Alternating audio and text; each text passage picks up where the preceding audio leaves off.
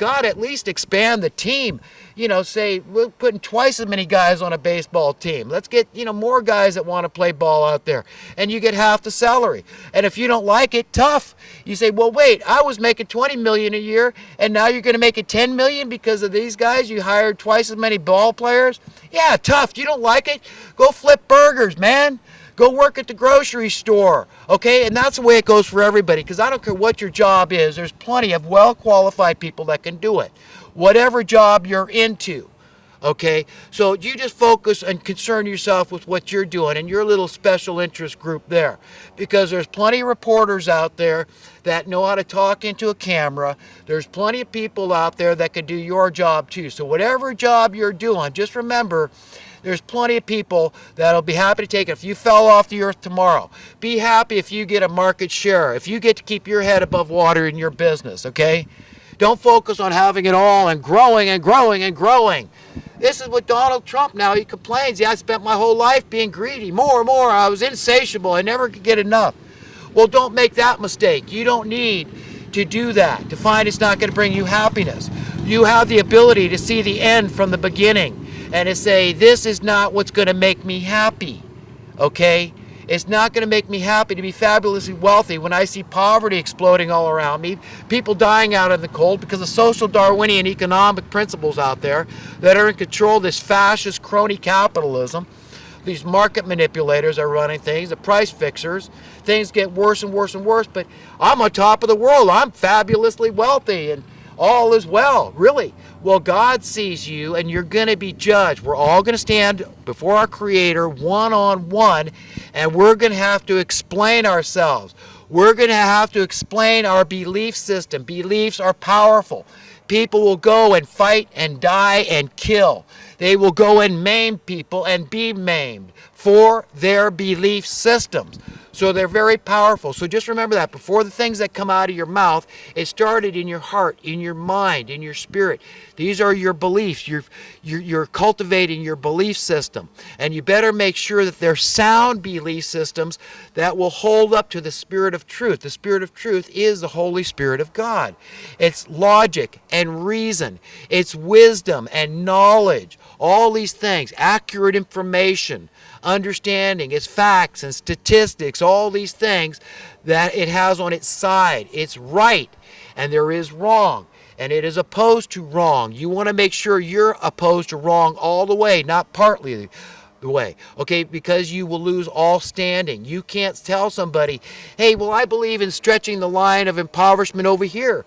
Sure, okay, so the cost of living went up another 10% and wages only went up, they got a cost of 1% increase in wage. That's okay. I mean, as long as, my salary is intact and, the market manipulation isn't hurting me too much, or maybe I got stocks and bonds and I'm benefiting from that market manipulation, so carry on. I got a 401k, so manipulate away. People can be evil. Unless you make a deliberate attempt not to be evil, you will be evil. That's it. You were born steeped in sin. We all were. We have a propensity to be greedy, to be selfish, and that's what happens here. That's what is being played on by these money monster masters at the top. This is the kind of thing they're playing on. They know that we have a propensity. They know that inherently we can be money lovers. They know how easy it is to play with our affections and our attention. You understand? This is where all our affection and our attention is going.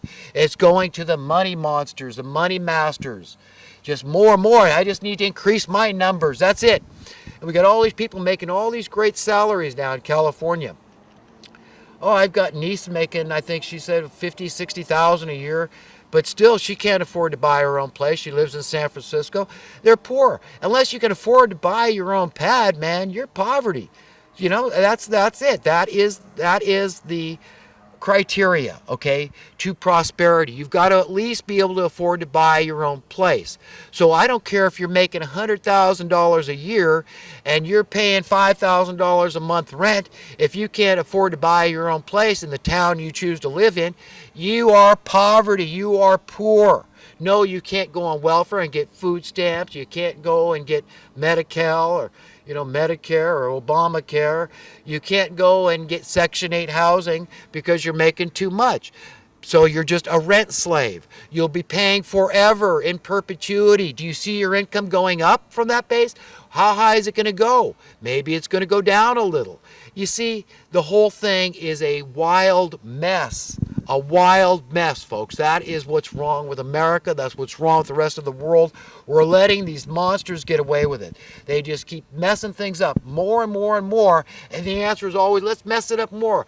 More quantitative easing, more credit default swaps. We just need more derivatives. We need more, economic chicanery. We got to keep this thing going. We're trying to depopulate the earth here. And once it's depopulated, then we'll have the answers. No, these are liars from the pit of hell.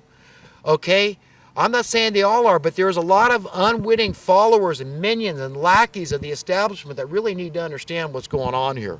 They're not going to get off scot-free because, you know what?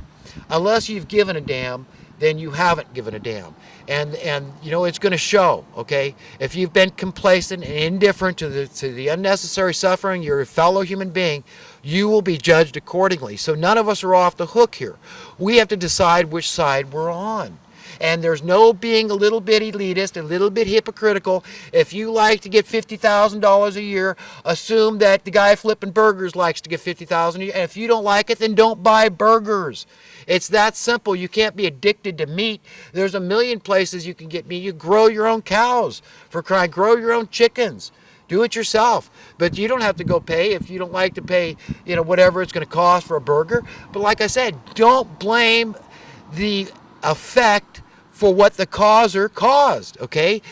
The person feeling the effect is the people at the bottom of this ladder. The people at the bottom are the minimum wage workers, okay? And there's people cheating them. People come in illegally, and some unscrupulous employer, they're not even going to pay them what? In California, the minimum wage is $10 an hour, I think. They're going to pay them $5. They say, well, hey, you don't want me to tell ICE you're here.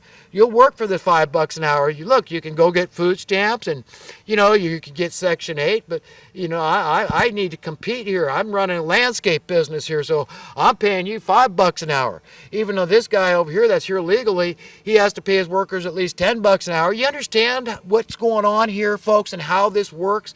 Like Donald Trump saying, well, yeah, I take some of my stuff to Mexico.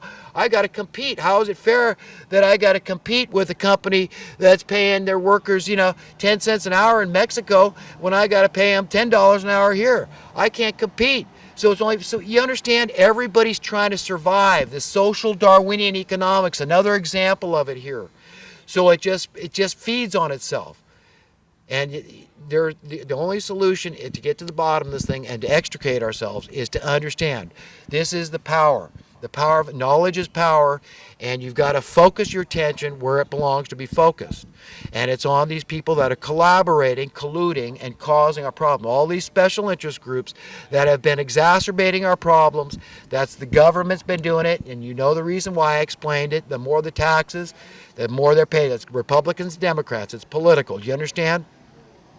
We've got all of the real estate companies out there, all the lending institutions out there, all these people that say, hey, as long as this market manipulation works in my favor, I'm going to shut up, I'm going to be silent, I'm going to be indifferent, I'm not going to get involved, it's your fight, it's your battle. Okay, well, it's going to get nasty and ugly quick because we are hitting the bottom. People are sick and tired of it, and they're showing it. We're showing their support for Bernie Sanders and Donald Trump. We all need to get on board and understand how close we are to the same philosophy, just saying, I want to set the captives free. Not some of them. You will never find contentment and happiness in having that attitude. It's elitist. It's hypocritical. It's a double standard. You've let all the demons from hell rush in and push you aside and say, look, you're still being too nice. I don't even think the workers should get $5 an hour. I think they should get $2 an hour. You're just, you're a pushover here, man. No. And see, you've got no standing anymore. None. You can't say it because you've already said, hey, it's sufficient. The price of minimum wage is adequate, man. And you pay no attention to the cost of living going up, being manipulated upward. None at all. The fact that they need more numbers, it's by a chain reaction that's being caused here. No, you're going to hell. You cannot care about about fellow human beings and expect to see a better world. That's it. You're unloving. That's what being uncaring is. When you care, you love. When you don't care, you don't love. Okay? And you need to go to a more painful place where you're stuck with your own kind. All the hypocrites, all the elitists, all those that believe it's okay to live by a double standard. Hey man, you know what? We're never going to have equality and all this. Who told you that? Who fed you that line? Are those the same ones that told you you shouldn't have your cake and eat it too, or you can't do it? They never pointed out that, hey, what's the use of having a cake if you can't eat the darn thing? And that maybe you could just bake another cake, a better cake, and have it for the trophy for the day until you eat it, whatever. Okay? But it's nonsense.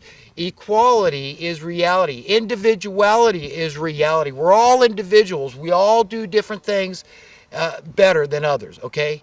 But equality, the kind of equality I'm talking about is economic equality.